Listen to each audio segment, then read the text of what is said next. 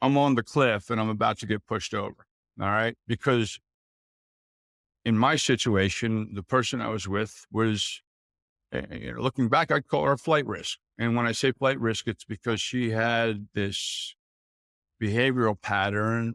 When there was a conflict, the fight or flight response, it was always flight. And she eventually told me at that time that she did that with a couple of her previous relationships. It wasn't just me. That was something that she had to work on. Well, she stopped working on it. She had gone to therapy a few years before for it, but anyway, it was still a thing.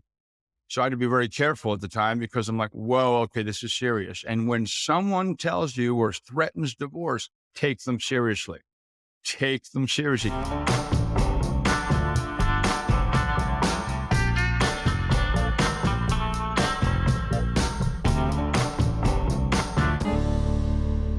Yeah, let the big dog hunt. Hello again, everybody. Welcome to the first ever episode, podcast episode, the pilot episode, if you will, of Divorce and Conquer. I'm your host, Joe Staszak. For those of you who live in the Philadelphia area, you may or may not remember me. I used to be a sports anchor, covered the teams in Philadelphia. Then I did radio for the last 8 years. I took a break. Sold insurance, sold variable annuities. I got my securities license. Then I switched gears again, became a master life coach, divorce coach, fitness instructor. I've been for a long time, but I've taken that to a new level too. Twice divorced, unfortunately. And it is 3 days before Christmas. And things are well here in the Staszak household. And first of all, I want to wish you all a very Merry Christmas. Happy holidays, happy Hanukkah, happy Kwanzaa, Tip Top Tet. What's the other one? Well, there's some others, but whatever denomination you are and whatever idol you worship, do it with grace, honor, and passion, just like you should do everything in life. Of course, for some reason, you are watching me and listening to this podcast or doing both. So you're probably at a crossroads, not in a very good situation in your life, because if you're talking about the divorce portal, going through the divorce process, then I'd say you need some help, and I'm glad you came to me. I do private sessions, private coaching sessions. You can contact me on my Facebook page, my personal page, Joe Staszak, or my Facebook group page, Divorce and Conquer, or on my website, divorceandconquer.com. Now, it's 3 days before Christmas. This should be airing. This should be the launch, December 22nd. So what I will tell you in the interim, before we talk about nuts and bolts and things like that, there's a big holiday coming up. Maybe you've heard of it. The birth of Christ, if you believe in that. I do. I'm a Christian. I'm Catholic, Roman Catholic. 3 days away. All right. Maybe you don't, but maybe your wife does. Your kids celebrate because that's how you raise them. It's a holiday. It's the season. It's all those good things. I know it may not be the greatest time for you right now, but here's the deal. You cannot fix your situation, most likely in 3 days. All right. It's like you can't hit a grand slam with nobody on base and you're down 4 runs. You're not going to tie the game with one swing of the bat. You have to chip away a little bit. But here's the deal. Right now, whatever you're doing, stop, because it hasn't been working and it's not working, and it might continue not to work if you continue to do the things that you do. And there's a reason that you're in this situation. And maybe it's your ego. Maybe you dug in your heels. Maybe you're just tired of the whole thing. Maybe what used to be cute and charming and fun has become just gnawing, agitating, irritating, and just you can't stand the sight of your spouse right now. Well, there was a time when that didn't exist. And I'd like you to think back to that time, and at least for the next 3 days, try to do this. You've heard the glass half full, the glass half empty, all that good stuff. I don't know which type of person you are. I like to look at it at least half full. Of course, I'm greedy, so I'd like it to be all the way full. And we'll get to that, and we'll get to ways and to achieve that. But it kind of comes down to the baseline is gratitude.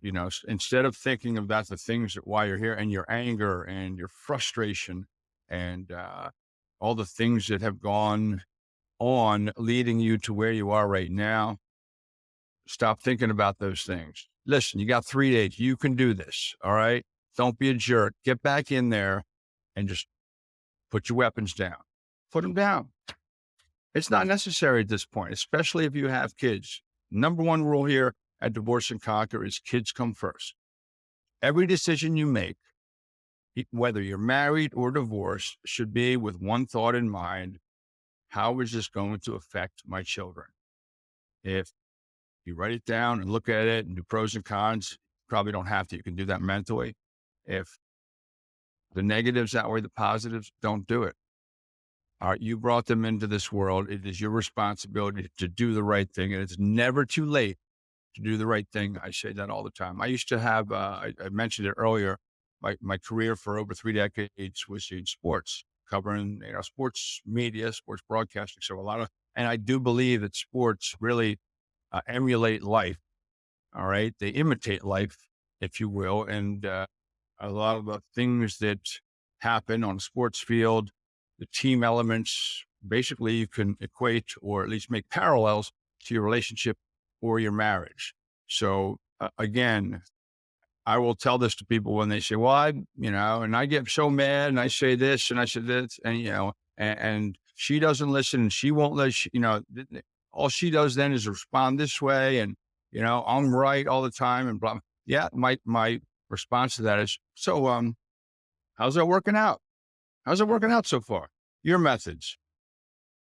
And then I get to, yeah, that's been asked to me before. I'm like, yeah, I always forget that part. You're right. All right. Hasn't been working. So try something new. Change the subject. If you don't have the evidence, change the subject. They tell that to criminal attorneys. All right. Wave the shiny object over here. All right. Divert attention. Try something different. All right. But for right now, in the next 3 days, put your weapons down. Put a smile on your face. Think back to all the good times you used to have with this person, the reasons why you fell in love. I know it's not easy to trick yourself, trick your brain into, and trick yourself into feeling one thing when you're really feeling another. But here's what I will tell you, because I learned this last year. First of all, I did the same thing. I dropped everything. I was told that my wife wanted a divorce December 6th or 7th. I think it was the 7th. And I couldn't, she kind of checked out, trying to get her to come back. It's Christmas at least. Can we, I should have done it earlier, but I didn't. I was stubborn, dug my heels in. I was upset because of her decision and her inability to, what I thought was her inability to fix things or solve or resolve problems, instead of just yelling and throwing metaphorical knives at each other and doing those sorts of things. That never works. That was my biggest problem. Is I don't care about what has happened, because you want to throw and score keep and say, I did this, and I'm guilty of it too. I've done this, but okay, now we're at a situation where neither of us agree and we're both upset at each other and we're both looking for the sharpest knife, metaphorically speaking, to toss at the other person. What good is that going to do? That's such a time waster. If we're trying, I'm a fixer though. All right. I'm not saying I'm great. I'm perfect. I'm always right, but I like to fix things. All right, we have a problem. Let's identify the problem. I think I kind of have a brain where all right, what's the problem? Let me get to the problem. That's why if someone's telling me a story, this is price too. Before I learned that, women sometimes just want you to sit there and listen and shut your mouth. And I'm not always good at that. And I've always said my tongue has always been a blessing and my biggest curse. But I used to try to, wait, time out. Let me, before you go on, because I would listen very closely and I'd interject, because I'm trying to get clarity on what this problem is or this situation that my spouse at the time had. And after a while, because then I would start maybe making suggestions, and nope, didn't want to hear it. All right. And maybe there were suggestions that weren't congruent with the way she was thinking. So then she'd get more upset because she just wanted me to listen. And fellas, to me, that's ridiculous. All right. That's me. That's maybe the way guys think. It's ridiculous.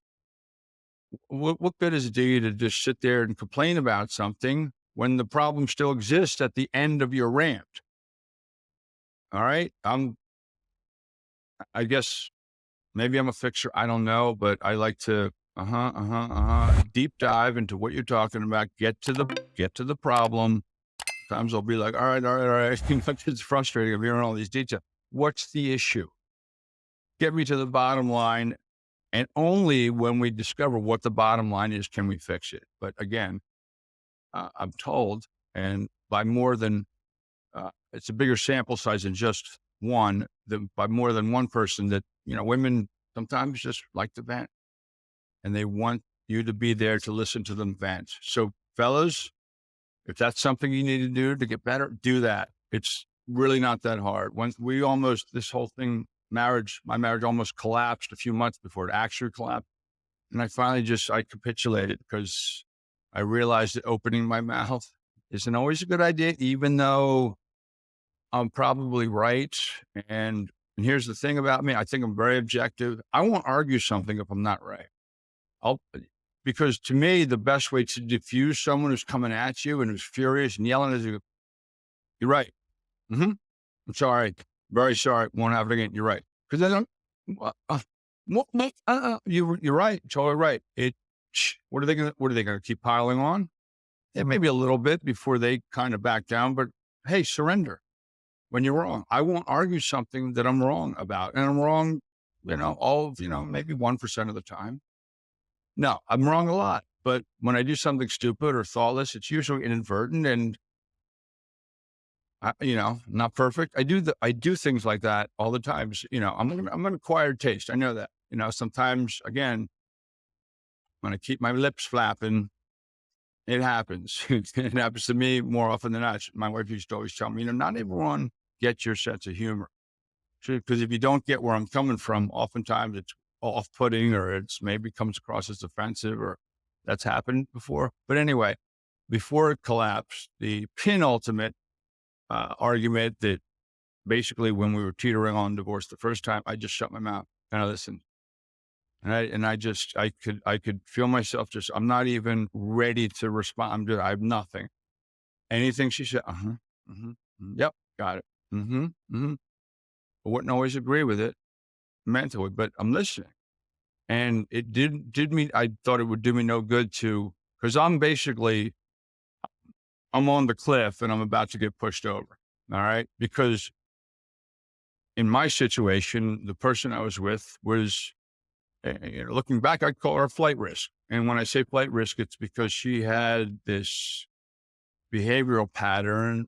When there was a conflict, the fight or flight response, it was always flight. And she eventually told me at that time that she did that with a couple of her previous relationships. It wasn't just me. That was something that she had to work on. Well, she stopped working on it. She had gone to therapy a few years before for it, but anyway, it was still a thing. So I had to be very careful at the time because I'm like, whoa, okay, this is serious. And when someone tells you or threatens divorce, take them seriously. Take them seriously. Take the threat seriously. It's like, you've seen movies, someone points a gun at the other and the other, yeah, go ahead, get it. I don't believe you're going to pull it. Go ahead, pull it, boom, pulls it. All right. You don't want to, when someone's on the edge, on the cliff with you and you're about to get pushed over, don't taunt them. Again, keep your ego in check. And we'll get to that in future episodes. I will bring in a renowned therapist in this area. It happened to be my former hockey coach, Bob Anderson, my de facto life coach. Everything out of his mouth seems to be very intelligent, of a higher level thinking. He's very learned, and I'm not sure how he got that learning because he was a bad seed growing up. He'll be the first to tell you that. But when he was coaching me, I just remember some messages he would leave in our lockers. I'm like, wow, that's all right. Yeah.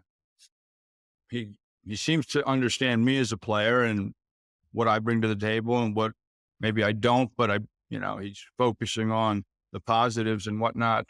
So, I have chronic ADD. I don't even know why I started going off on Bob Anderson I know, because he's in a subsequent episode, because we were releasing 3 on December 22nd, I do a 2-part interview with him, and we talk about, keeping the ego aside. And I'm not talking about I'm the greatest thing in the world. You should all be attracted to me. You should see my wallet, my pocketbook. You should see me without my shirt off. I'm the best looking guy in the room. Every time I walk in a room, smartest guy. I'm not talking about that. I'm talking about the super ego, the id, all that Freudian stuff. Because that's really what caused problems with me. Caused problems with both of us. But I can't control what the other person does. You all know that. You've heard that before. You can only control you. You can only control your reaction to some of the things the other person did. So because when I was told, well, you have anger issues, you're mad, you're this, well, I'm reacting to something. But you're still in control, or you can be in control of your reactions to things. It doesn't mean just because someone did something, it's justified by blowing up and just, blowing up the moment, blowing that other person up, gunning for the jugular, below the belt, whatever metaphor you want to use. So again, try to keep your ego in check and be unemotional at this time. I mean, when I say unemotional, I mean in terms of the negative. 3 days before Christmas, all you should be doing right now is chilling. I did this. It took to Christmas Eve. I finally said, listen, let's just enjoy each other like we always used to. And hey, if you want, you can go back to hating me the day after Christmas. A little tongue in cheek. I thought, and I wasn't being manipulative, but I thought if we, first of all, to save Christmas.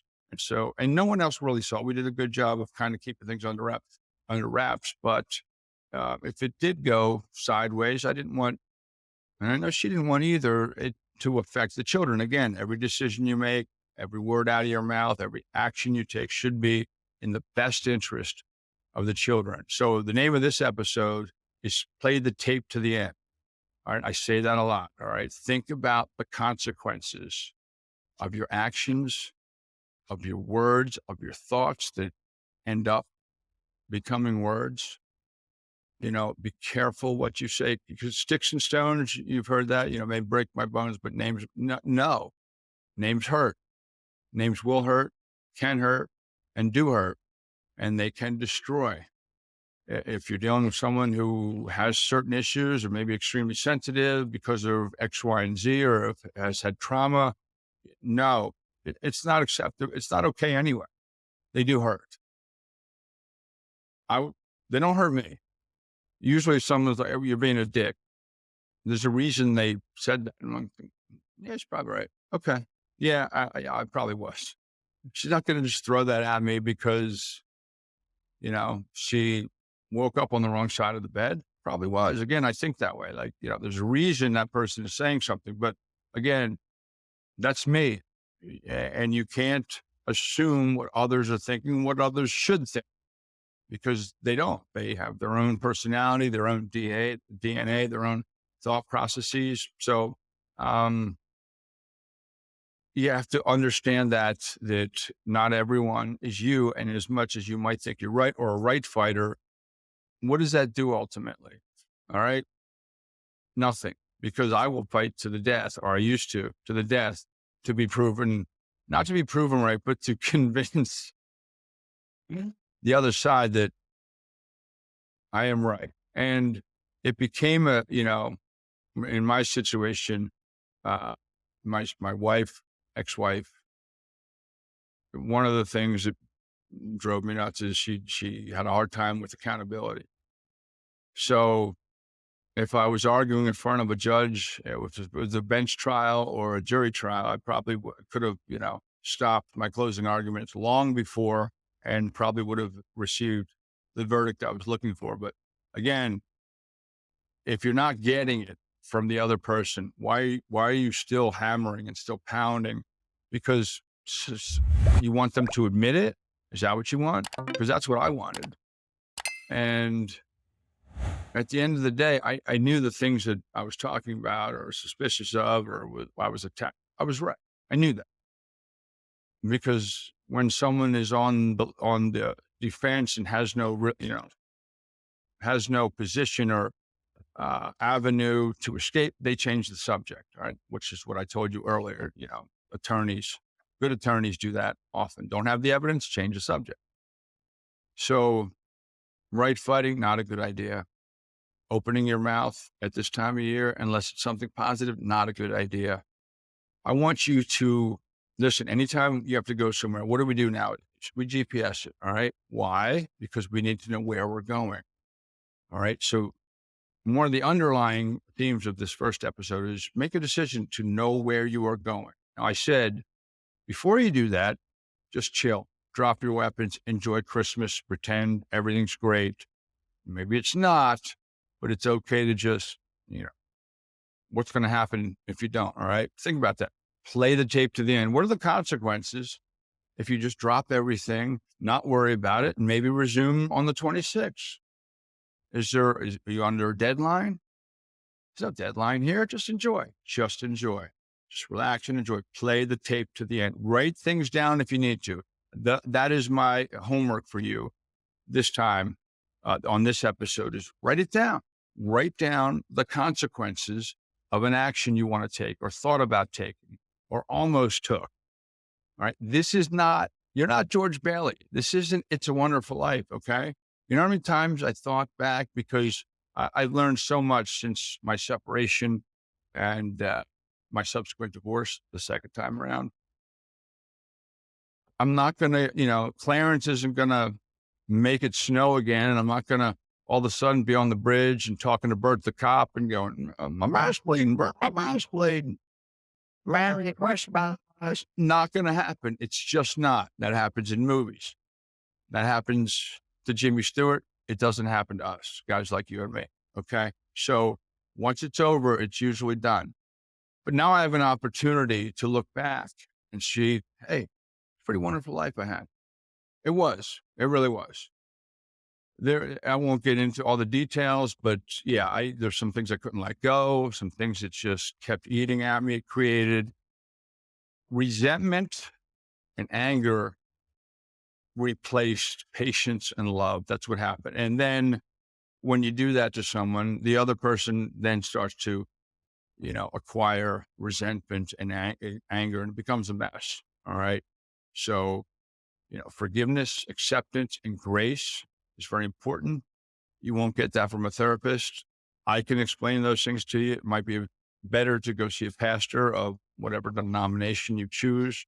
Doesn't necessarily have to be the one you attend maybe on a weekly basis, but someone who's more learned in terms of that. But I can tell you what I've learned spiritually and emotionally and intellectually.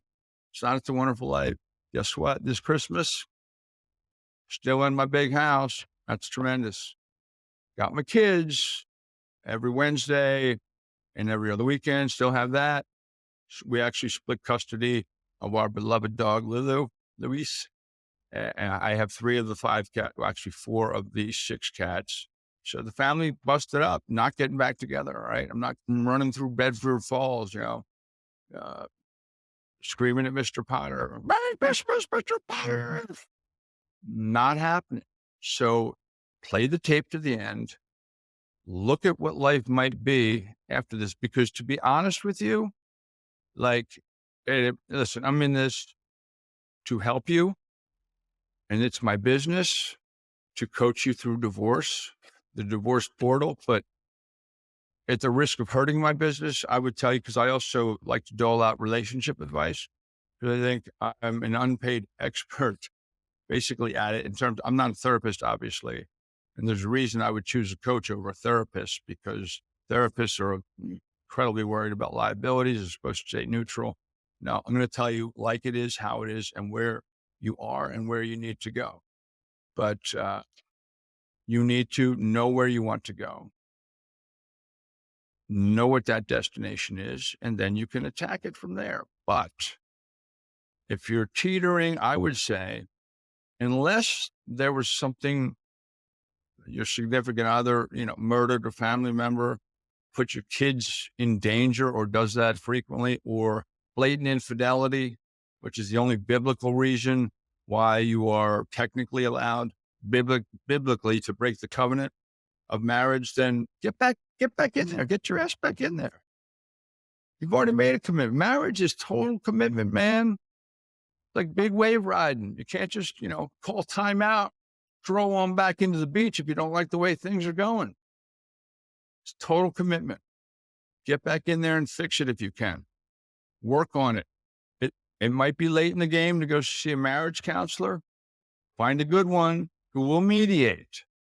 Not just go, give you some homework. Who will mediate? Well, you're not doing this right. I always liked the hard ass ones that would call me out on my behavior. Not that I needed to be called out. I knew what I did wrong. I usually like to go into those things because I learned someone objectively to kind of fight my case, help me fight my case in certain situations. But it might be late in the game. In fact, I have another therapist, a renowned therapist in the area, Katie Young, coming on in a subsequent episode. And she will tell you that most people, that they wait too long to go see a marriage counselor. All right. But for right now, write down the consequences, visualize what things will look like, maybe without this person, because if that person goes away, so does a lot of other things. Think about the good things. Yeah, maybe she's a great matriarch. Maybe she runs the household like a Swiss watch. Maybe she remembers to send your mother cards on her birthday or father, and she's good with the anniversary. Again, those aren't things why she's saying to matter, but think those are good things. Those are positive things. Those are things you do as a team. She should compliment some of the things that you don't do and vice versa. But write it down. 2 columns. These are all the great things that this person does, and these are some of the negatives and blah, blah, blah. And these are the consequences of how I go about attacking. Yeah, that's a good word, because I think most times we do attack the other person, puts them on the defensive. We'll get into the approach and how not to approach things in situations like this, like you're in now. But again, know the consequences. Think about it. Play the tape to the end. You ever play chess? I love chess because that's how my mind works. 5 moves down the road, 6 moves down the road, 10 moves down the road. Think about that. If I did this, she's going to move, queen to bishop 1, and then I'm going to move rook to, knight 4. And I have a setup, 6 moves down. I'm not saying set up the person you're with, but I'm saying, think ahead. Try to think ahead. Write it down if you need to, and try to visualize it, because it ain't coming back. George Bailey, you are not. Play the tape to the end, and keep watching and keep listening to Divorce and Conquer. I have a tremendous 2-part series with Bob Anderson. I talked about, he's my de facto life coach, and he's a renowned therapist, been one for over a quarter of a century in this area. And just, I hang on every word he says. I hope you will too. All dressed up, having a party tonight, all good things happening here at Old Man Staszak's House of Christmas Horrors. Now it's all good, but anyway, enjoy yourselves. Have a safe and blessed Christmas. Do the right thing. Do the right thing for your children. Enjoy yourself, at least for the next 3 days. And then we can get into some logistics on what to do if it's not going to happen, if it's not going to work out, but get back in there and try. All right. You made a commitment. Life's too short, man. Life is way too short. Think about it. Watch It's a Wonderful Life if you can. A little overrated in my book, and I love the movie. I think I've watched it like 9 times already, mostly in the background, but the best part is the very end. It's like a 2-hour, 48 movie, but all I need to see is like the last 10 minutes. When they all come in and, what's his name? Harry Bailey comes back, grabs the drink from Mr. Martini. Good idea, Mr. Martini. A toast to my big brother, George, the richest man in town. Then they sing Hark the Herald Angels Sing. It's great. I get a little misty, at that. And Sam Wainwright orders his company to forward George up to $25,000 cash. Hee-haw and Merry Christmas. Doesn't get any better than that. Enjoy yourselves, folks. Appreciate you listening, and we'll catch you next time. I'm Joe Staszak on Divorce and Conquer.